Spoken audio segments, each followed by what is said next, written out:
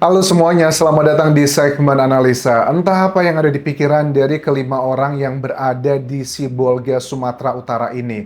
Mereka ini konyol banget ya. Ada seorang mahasiswa usia 21 tahun asal Simulue Aceh yang coba istirahat di sebuah masjid. Namanya adalah Masjid Agung Sibolga pada hari Jumat ya 31 Oktober 2025 atau hari Sabtu lah ya karena sudah dini hari sekitar setengah 4 pagi pada saat itu teman-teman. Jadi Arjuna ini cuma numpang istirahat di sana. Alasannya setelah aku cek dari sejumlah media katanya kos-kosannya itu sudah habis dan dia belum punya uang untuk melanjutkan kos-kosannya, makanya dia sementara keluar dulu dan saat itu dia mau istirahat di masjid. Tetapi di hari naas itu ada salah satu sosok bapak-bapak loh. Pelakunya ini rata-rata udah pada dewasa alias tua. Tapi kok sangat semena-mena ya. Jadi kalau aku lihat kronologinya berdasarkan keterangan penyidik bahwa ada salah satu tersangka yang bernama Zulham. Zulham ini usianya udah berapa nih? Udah 57 tahun loh padahal. Jadi Zulham ini negurlah si Arjuna Tamaraya pada saat dia lagi istirahat di dalam masjid. Dia bilang begini, kamu orang mana gitu? Kamu bukan warga sini kan ya? Kamu nggak usah, kalau mau sholat, sholat aja. Setelah itu kamu pergi, jangan tiduran di sini.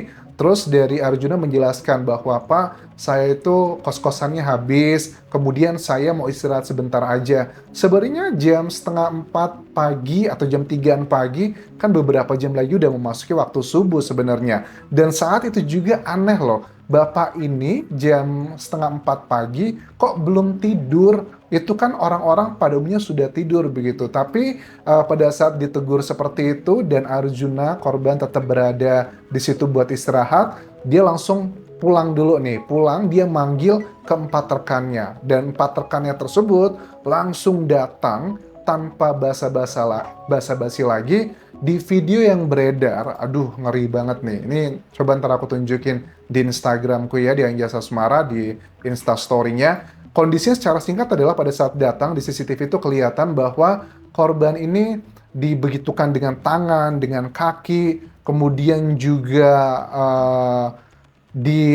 diseret ya keluar masjid, bahkan pada saat diseret dengan kaki satu gitu itu juga tersandung dengan kayak apa kursi besar, bahkan juga sengaja dibenturkan ke tangga. Setelah itu pada saat korban berada di pinggir jalan di luar masjid, nggak cukup terus dibegitukan dengan tangan dan kaki, kemudian dilempari dengan buah kelapa yang masih ada dan juga dilakukan diinjek-injek kayak begitu. Entah nih apa yang ada di pikiran mereka. Terus ini pelakunya nama-namanya aku sebutkan nih dan usianya agar kita paham. Aku pikir pelakunya ini anak-anak ABG gitu ya karena masih emosional. Tapi ternyata kayak Chandra Lubis yang udah berhasil ditangkap ya 38 tahun.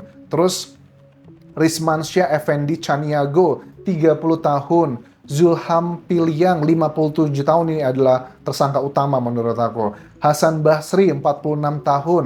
Saswan Situmorang, 40 tahun. Kenapa aku bilang Zulham Piliang itu adalah tersangka utama? Karena dia adalah yang memanggil empat rekannya untuk masuk ke dalam masjid dan melakukan perbuatan yang tidak terpuji itu. Nah, setelah selesai, korban Arjuna Tamaraya itu sudah nggak berdaya berada di depan pinggir jalan. Ada salah satu warga yang menemukan di sana marbot dari masjidnya, menemukan sekitar menjelang jam 4 pagi. Pada saat ditemukan, kondisinya memang sudah sangat mengerikan, sudah tidak lagi berdaya, langsung dibawa ke sebuah rumah sakit di kawasan Sibolga itu, tapi sayangnya sudah tidak lagi terselamatkan. Tepat di pukul 05.55 WIB, Arjuna Tamaraya dinyatakan sudah berpulang. Coba kita simak dulu salah satu video yang viral. Ini suaranya aja karena ada kondisi almarhum di depannya. Nanti aku coba tunjukkan juga di Instagram.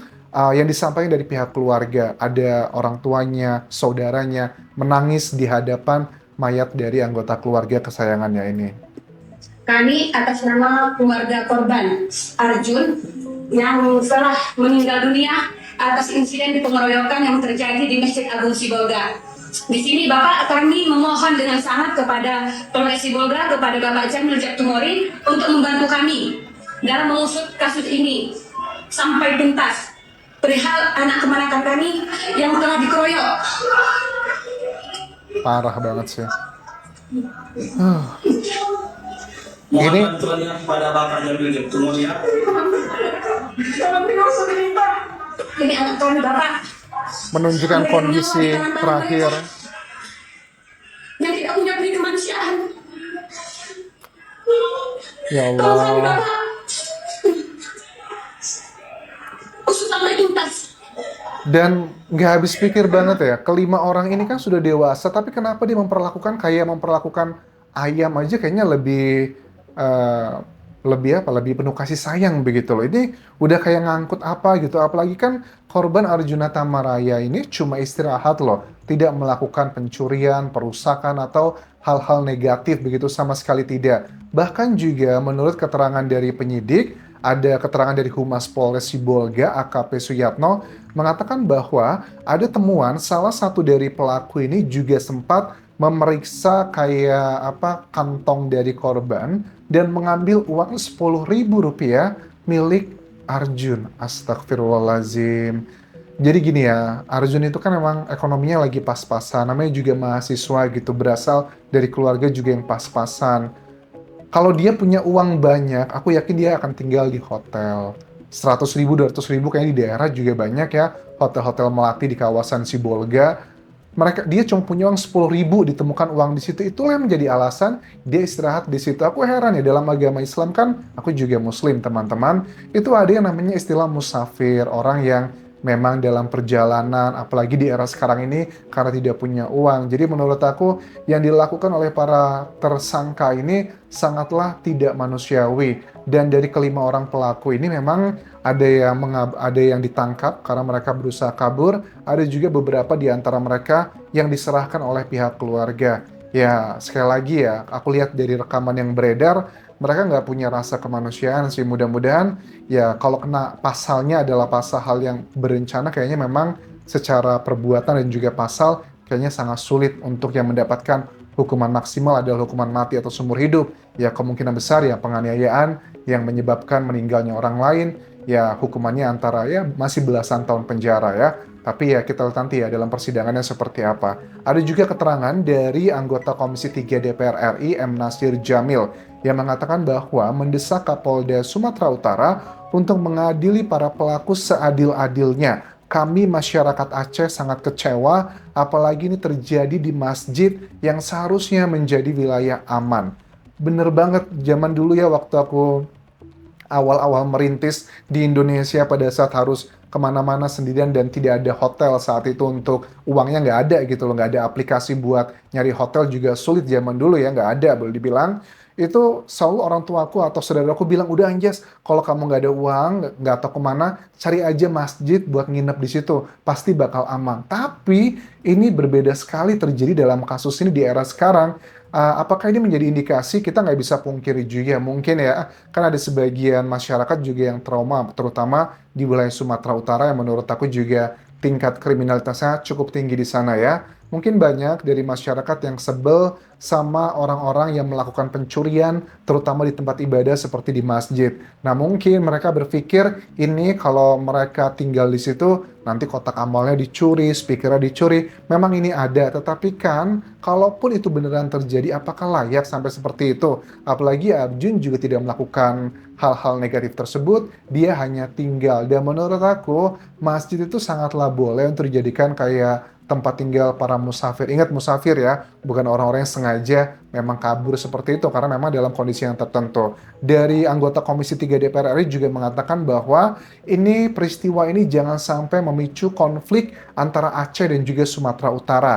Bahkan katanya dengar-dengar gubernur dari kedua provinsi ini, Aceh dan juga Sumatera Utara, akan bertemu di Medan untuk melakukan komunikasi dan juga silaturahmi agar menjaga keharmonisan antara dua wilayah ini. Karena kan memang wilayah ini ada banyak yang perbatasan dan juga dekat teman-teman. Jadi aku juga tahu sih waktu aku pernah jalan-jalan ke Aceh dan juga Medan, Sumatera Utara ya, banyak yang bilang di Medan ya terutama malam minggu itu rame adalah banyak warga Aceh datang ke Medan begitu, Mbak. Karena ada banyak daerah juga perbatasan, kadang kan kayak mahasiswa Aceh gitu, tapi ngapain dia di Sibolga? Apakah itu adalah perbatasan mungkin dekat di area-areanya, please warga lokal kasih tahu aku kalau memang ke arah sana. Dan hukumannya apa yang paling pantas buat para tersangka ini?